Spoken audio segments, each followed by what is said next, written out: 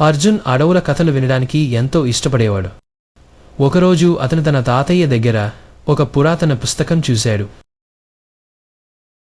ఆ పుస్తకంలో ఒక రహస్య గుహ గురించి ఉంది. ఈ గుహలో అరుదైన ఖజానా దాగి ఉంది అని రాసి ఉంది. అతని కుతూహలం పెరిగిపోయింది. ఈ గుహ నిజంగా ఉందా అని తెలుసుకోవాలని అనుకున్నాడు.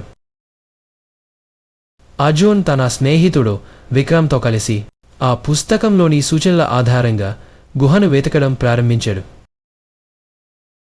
కొన్ని గంటల అన్వేషణ తరువాత ఒక పెద్ద రాతిశిల దగ్గర గుహ మార్గం కనిపించింది. అతను గమనించాడు, ఒక పురాతన శిలపై వింత ఆకారాలు ఉన్నాయి. ఈ శిలను ఎలా తెరవాలి అని ఆలోచిస్తున్నాడంతే ఒక ప్రత్యేక రాయిని నొక్కాడు. అంతే, ఒక రహస్య ద్వారం తెరిచింది. అందరూ లోపలికి వెళ్ళగానే ఒక పెద్ద రాయి కింద పడింది.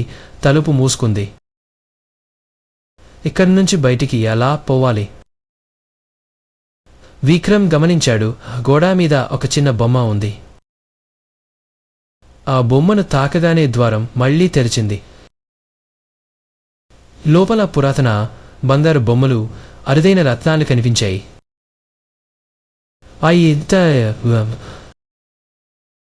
ఒక పురాతన గ్రంథం కూడా ఉంది. ఆ గ్రంథంలో జ్ఞానం సంపాదించడం అసలైన ఖజానా అని రాసి ఉంది. అర్జున్ అసలు ఖజానా బంగారం కాదు, జ్ఞానమే నిజమైన సంపద అని తెలుసుకున్నాడు.